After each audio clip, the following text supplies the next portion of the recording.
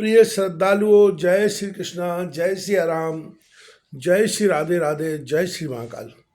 इस वीडियो में आपको श्रवण कराएंगे जो अनेक नामों के मनु हुए हैं उनके पूर्व जन्म की कथाएं। वे सावर्णी मनु पूर्व जन्म में सुरथ राजा थे। इस प्रसंग में सुरथ की कथा सुनाते हुए भगवान श्री नारायण ने सुरथ, सुबेधा, संवाद, मधु कैटव वध, महिषासुर तथा शुंभ निशुंभ वध की कथाएं सुनाई और अंत में कहा कि यही सुरथ राजा इस जन्म में सावर्णी मनु हुए थे। भगवान नारायण कहते हैं, नारद, अब शेष मनुओं की अद्भुत उत्पत्ति सुनो। वैवस्वत मनु के 6 पुत्र थे, करुष, प्रशग्र, नाभाग, दिष्ट, शर्याति और त्रिशंकु। सभी महान पराक्रमी और निर्मल बुद्धि वाले थे। वे 6 पुत्र यमुना के पावन तट पर जाकर भगवती की उपासना करने लगे। इन्होंने भोजन त्याग दिया, अपने श्वास पर पूरा नियंत्रण रखा। सभी अलग अलग देवी की मृण्मयी मूर्ति बनाकर भांति भांति के उपचारों से आदरपूर्वक पूजा करते थे। इसके बाद उन समस्त महाबली पुत्रों ने अतिशय कठिन तपस्या आरंभ कर दी। पहले तो वे कुछ जीर्ण शीर्ण पत्ते खा लेते थे, बाद में वायु, जल, धूम्र और किरण के आहार पर क्रमशः रहकर वे कठोर तप करने लगे। यूँ परम आदर के साथ सदा भगवती की आराधना में तत्पर रहने वाले उन महान भावों को तप के फलस्वरूप संपूर्ण मोह का नाश करने वाली निर्मल बुद्धि प्राप्त हुई। वे मनुपुत्र एकमात्र देवी के ही चरण चिंतन में लगे थे। पवित्र बुद्धि के प्रभाव से उन्हें अखिल जगत का अपने आत्मा में ही साक्षात्कार होने लगा। उनकी बड़ी ही विचित्र स्थिति हो गई। इस प्रकार वे लगातार 12 वर्षों तक भगवती जगदीश्वरी की तपस्या करते रहे। तत्पश्चात हजारों सूर्यों के समान तेज से संपन्न देवेश्वरी उनके सामने प्रकट हुई। उन पुण्यात्मा 6 राजकुमारों ने देवी के साक्षात दर्शन किए। तब वे भक्ति विनम्र होकर सकाम भाव से भगवती की स्तुति करने लगे।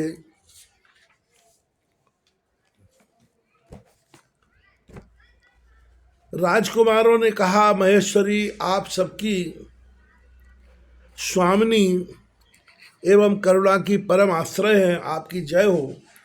देवी, वाणी बीज से आराधन करने पर आप बहुत शीघ्र प्रसन्न होती हैं। वाणी बीज प्रतिपादित आपका नाम ही है। किलीमकार रूपी विग्रह से शोभा पाने वाली देवी, आप किलीम इस बीज मंत्र की उपासना से अपार प्रीति प्रदान करती हैं। महामाये, आप कामेश्वर के मन को प्रसन्न करने वाली तथा परम प्रभु को संतुष्ट करने में परम निपुण हैं। आपकी आराधना से विपुल हर्ष एवं महान साम्राज्य प्राप्त हो जाते हैं। भोगवर्धिनी ब्रह्मा, विष्णु और शंकर आपके ही रूप हैं। श्री देवी ने कहा, कठिन तपस्या करने वाले राजपुत्रों, तुम बड़े महात्मा पुरुष हो गए हो। मेरी उपासना से तुम्हारे सारे पाप धुल गए हैं। तुम्हें परम विमल बुद्धि प्राप्त है। अब तुम शीघ्र अपनी सारी मनोकामनाओं को वर के रूप में मुझसे मांग लो। मैं अत्यंत प्रसन्न हूँ। मेरे द्वारा इस समय तुम्हारे संपूर्ण मनोरथ पूर्ण हो जाएंगे।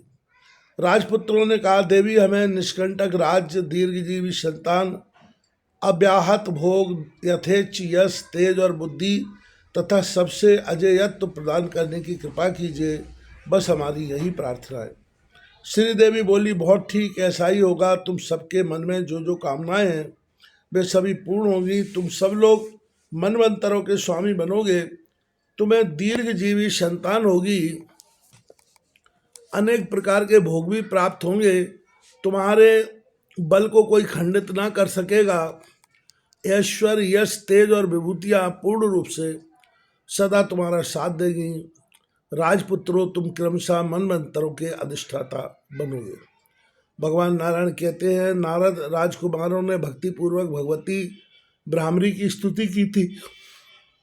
उन पर प्रसन्न होकर जगदम्बा ने उन्हें वर प्रदान किया और तदनंतर उसी क्षण में अंतर्धान हो गई। उनकी कृपा से उन महान तेजस्वी सभी राजकुमारों ने उस जन्म में श्रेष्ठ राज्य और पृथ्वी के विपुल भोग भोगे। उन्हें उत्तम संतान प्राप्त हुई। वे सभी धरातल पर अपनी वंशावली स्थापित करके मनवंतरों के अध्यक्ष बने रहे। वे ही दूसरे जन्म में क्रमशः सावर्णी मनु कहलाए। प्रथम राजकुमार का नाम दक्ष सावर्णी हुआ। वे नवम मनु कहलाए। भगवती की कृपा से उन्हें अव्याहत बल प्राप्त था। वे दूसरे पुत्र मेरु सावर्ण हुए, जो 10वें मनु कहलाते हैं। महादेवी के प्रमाण से मनवंतर भर उन्होंने राज्य किया। तीसरे राजकुमार सूर्य सावर्णी के नाम से विख्यात हुए। अपनी तपस्या से महान गौरव प्राप्त करने वाले वे महान उत्साही मनु 11वें मनु कहे जाते हैं। चौथे इंद्र सावर्णी हुए, जो 12वें मनु कहलाते हैं। देवी की आराधना के प्रभाव से उन्हें मनवंतर का राज्य भोगने का स्वर्ण अवसर प्राप्त था। 5वें राजकुमार रुद्र सावर्णी नाम से विख्यात होकर 13वें मनु कहलाए। वे महान बल एवं पराक्रम से संपन्न होकर पृथ्वी पर राज्य करते रहे। और छठे राजकुमार का नाम विष्णु सावर्णी हुआ। ये 14वें मनु कहलाते हैं। भगवती का वर प्राप्त करके ये जगत में सुविख्यात राजा हुए। ये 14 मनु महान, तेजस्वी और अनुपम बल से संपन्न है। वे सभी मनु भगवती भ्रामरी की नित्य उपासना करते थे। अतएव उन्हें जगत में पूज्य एवं बंद होने का सौभाग्य प्राप्त था। भगवती भ्रामरी के प्रसाद से वे सब महान प्रतापी हो गए। नारद जी ने पूछा, प्राग वे भ्रामरी देवी कौन है, वे कैसे प्रकट हुई हैं और उनका कैसा स्वरूप है? भगवान शोक दूर करने वाला वह विचित्र उपाख्यान सुनाने की कृपा कीजिए। भगवती की कथा अमृतमयी है। भगवान नारायण कहते हैं, नारद सुनो, अब मैं अचिंत और अव्यक्त रूपणी भगवती जगत माया की मोक्ष देने वाली अद्भुत लीला का वर्णन करूंगा। भगवती श्री देवी के जो चरित्र हैं वे सब किसी न किसी बहाने से जगत के कल्याणार्थी होते हैं। उन करुणामयी देवी के कार्य जगत में वैसे ही हित भरे होते हैं जैसे संतान वत्सला माता के पुत्र के प्रति। पूर्व समय की बात है, अरुण नाम का एक महान पराक्रमी दैत्य था। देवताओं से द्वेष रखने वाला वह महान नीच दानव पाताल में रहता था। उसके मन में देवताओं को जीतने की इच्छा उत्पन्न हो गई। अतः वह हिमालय पर जाकर पद्म में मुनि ब्रह्मा को प्रसन्न करने के लिए कठोर तप करने लगा। उसने चित्त शांत करके अपना आसन जमा लिया, श्वास रोक लिया। भूख लगने पर वह कभी सूखे पत्ते खा लिया करता था। वह तामसिक कामना से तप करने लगा। इस प्रकार 10,000 वर्षों तक उसकी तपस्या चलती रही। इसके बाद 10,000 वर्षों तक थोड़ा सा जल पीकर ही उसने तप किया। तदनंतर उसके 10,000 वर्ष केवल वायु के आहार पर ही बीते। तत्पश्चात 10,000 वर्षों तक बिल्कुल निराहार रहकर उसने तप किया। इस प्रकार घोर तपस्या करने पर उसके शरीर से एक प्रचंड अग्नि निकली जो संपूर्ण जगत को दग्ध करने लगी। उस समय यह बड़ी अद्भुत घटना हुई। यह क्या कहकर संपूर्ण देवता कांप उठे। संपूर्ण प्राणियों के हृदय में आतंक छा गया। तब सभी प्रधान देवता ब्रह्मा जी की शरण में गए और उन्हें इस बात की सूचना दी।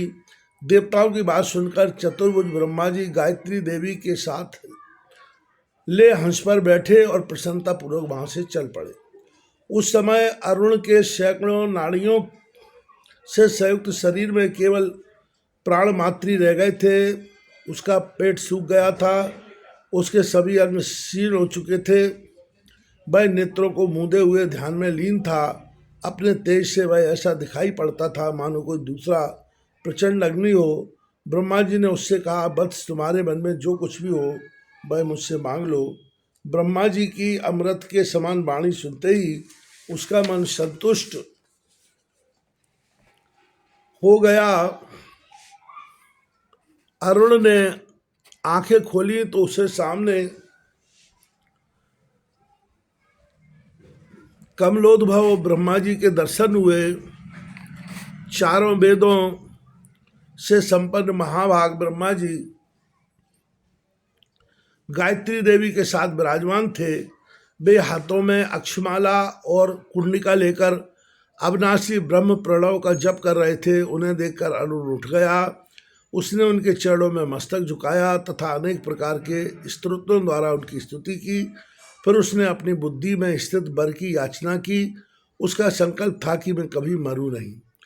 अरुण की बात सुनकर ब्रह्मा जी ने आदर पूर्वक उसे समझाया, संसार में जन्म लेने वाला निश्चय मरेगा ही, यह सिद्धांत है। अतः तुम कोई दूसरा वर मांगो जो मैं तुम्हें दे सकूं।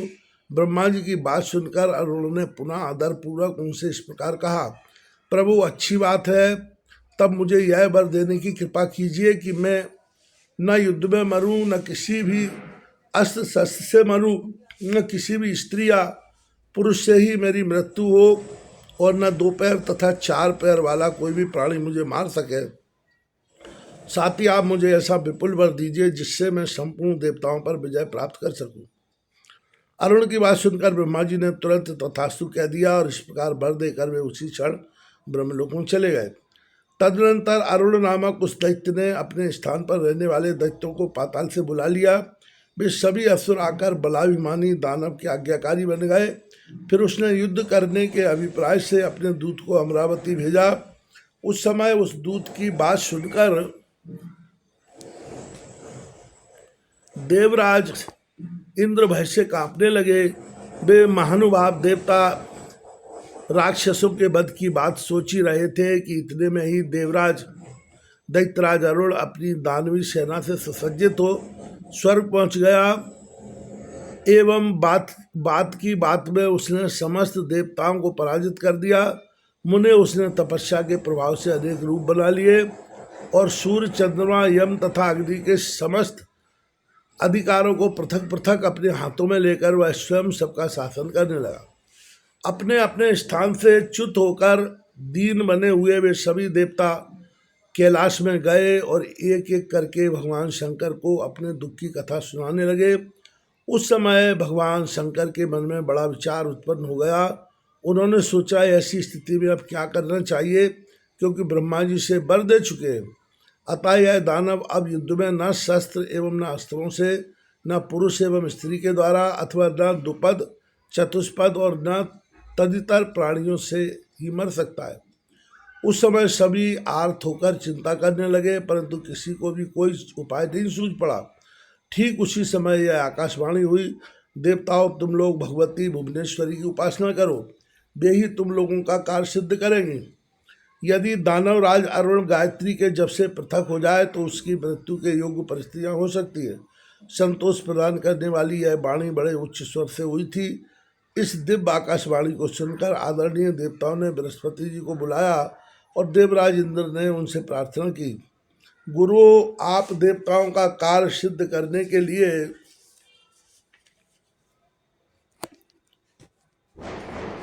दानवराज अरुण के पास जाइए और जिस किसी भी प्रकार से वह दानव गायत्री जब से विरत हो सके परम कर्तव्य मानकर आप वैसा ही प्रयत्न कीजिए। हम लोग ध्यानपूर्वक भगवती परमेश्वरी की उपासना करते हैं, वे प्रसन्न होकर आपकी सहायता करेंगे। बृहस्पति जी से इस प्रकार कहकर सब देवता भगवती जम्बून्देश्वरी के पास जाने को तैयार हो गए। उनका उद्देश्य था कि वे परम सुंदरी देवी दैत्य के भय से घबराए हुए हम देवताओं की रक्षा करें। वे वहाँ जाकर सुनिश्चित चित्त से तपस्या करने लगे। उनके द्वारा माया बीज का जप होने लगा। वे तन मन से दैवी यज्ञ में तत्पर हो गए। उधर बृहस्पति जी शीघ्र ही दानवराज अरुण के पास पहुँचे। सामने आए हुए उन मुनीश्वर ने दैत्य से पूछा, मुने तुम कहाँ से कहाँ आ गए? तुम्हारे आने का क्या प्रयोजन है? शीघ्र बताओ। मैं तुम्हारा पक्षपाती तो हूँ नहीं, बल्कि तुम्हारे प्रति मेरी शत्रुता ही रहती है। दानवराज अरुण की बात सुनकर मुनिवर बृहस्पति जी ने उनसे कहा, दानवेंद्र हम जिन देवों की उपासना करते हैं तुम भी निरंतर उन्हीं की उपासना करते हो, अतएव तुम हमारे पक्षपाती हो ही गए। फिर कैसे कहते हो कि मैं तुम्हारा पक्षपाती नहीं हूँ? बृहस्पति जी की यह बात सुनकर तथा देव माया से मोहित हो अभिमान में आकर उसने कहा कि अच्छा अब मैं गायत्री की उपासना ही नहीं करूँगा। यों वह दैत्य गायत्री के जप से विरत हो गया। गायत्री के जप का त्याग करते ही उसका शरीर निस्तेज हो गया। इस प्रकार अपने कार्य में सफलता प्राप्त करके बृहस्पति जी वहां से निकले और अमरावती में लौट आए। उन्होंने आकर इंद्र से सारा समाचार कह सुनाया। इससे सभी देवताओं के मन में बड़ी प्रसन्नता हुई। वे भगवती परमेश्वरी की उपासना करने लगे। मुने इस प्रकार बहुत समय व्यतीत होने के पश्चात किसी एक शुभ अवसर पर जगत का कल्याण करने वाली भगवती जगदम्बा प्रकट हुई। उनके श्री विग्रह से करोड़ों सूर्यों के समान प्रकाश फैल रहा था। असंख्य कामदेव के सदस्य वे सुंदर थी। उनके शरीर में अद्भुत अनुलेपन लगा था। 2 विचित्र वस्त्र उन्हें सुशोभित किए हुए थे। उनके गले में विचित्र माला थी और उनके सभी अंग दिव्य अलंकारों से अलंकृत थे। उनकी मुट्ठी अद्भुत भ्रमरों से भरी थी। वे करुणामयी देवी परम शांतवर तथा अभय मुद्रा धारण किए हुए थी। नाना भ्रमरों से युक्त पुष्पों की माला उनकी शोभा बढ़ा रही थी। वे चारों ओर से असंख्य विचित्र भ्रमरों द्वारा घिरी हुई थी। भ्रमर ही इस शब्द का गायन करते थे और देवी उस गीत का अनुमोदन कर रही थी। उनके पार्श्ववर्ती वे भ्रमर असंख्य थे। वे देवी संपूर्ण श्रृंगारों से समलंकृत थी। वेद में प्रशंसित सभी गुण उनमें विराजमान थे। वे देवी सर्वात्मिका, सर्वमयी, सर्वमंगल रूपिणी, सर्वज्ञा, सर्वजननी, सर्वा, सर्वेश्वरी और शिवा इन नामों से सुशोभित थी। उन देवी के दर्शन पाकर हारे हुए सब देवता ब्रह्मा आदि प्रधान देवताओं के साथ प्रसन्नता पूर्वक उन वेद प्रतिपादित भगवती शिवा की स्तुति करने लगे। देवताओं ने कहा, सृष्टि, स्थिति और संहार करने वाली भगवती महाविद्ये, आपको चमत्कार है, आपको नमस्कार है। कमल के समान नेत्रों से शोभा पाने वाली देवी, आप संपूर्ण जगत को धारण करती हैं। आपको बारंबार प्रणाम है। विश्व सहित तेजस प्राज्ञमय विराट रूप धारण करने वाली देवी, आपको नमस्कार है। व्याकृत रूप तथा कूटस्थ रूप से शोभा पाने वाली देवी, आपको नमस्कार है। सृष्टि, स्थिति और संहार से रहित तथा दुष्टों के लिए अर्गला स्वरूपणी भगवती दुर्गे, आप ज्योति स्वरूपणी निर्मल भक्ति से प्राप्त हैं। आपके लिए हमारा नमस्कार स्वीकार हो। माता श्री कालिके, आपको नमस्कार है। नील सरस्वती, उग्र तारा और महोग्रा नाम धारण करने वाली देवी, आपको निरंतर बार बार नमस्कार है। त्रिपुर सुंदरी नाम से प्रसिद्ध देवी, आपको नमस्कार है। देवी पीताम्बरे, आपको नमस्कार है। भैरवी, मातंगी और देवी धूमावती को बार बार नमस्कार है। छिन्नमस्ते, आपको नमस्कार है। क्षीर सागर कन्निके, आपको नमस्कार है। शाकंभरी, आपको नमस्कार है। शिवे, आपको नमस्कार है। रक्त दंत के, आपको नमस्कार है। भगवती शिवे, आपने शुंभ और निशुंभ का दलन किया है। आपके द्वारा रक्त बीज की जीवन लीला समाप्त हुई है। आप वृत्तासुर और धूम्रलोचन को मारने वाली हैं। आपने चंड और मुंड के दल को मथ डाला है। आपके द्वारा बहुत से दानव काल के ग्रास बन चुके हैं। कमलानने, आप गंगा, शारदा और विजया नाम से प्रसिद्ध हैं। आपको नमस्कार है। दया स्वरूपणी देवी, पृथ्वी और तेज आपके रूप है। आपके लिए नमस्कार है।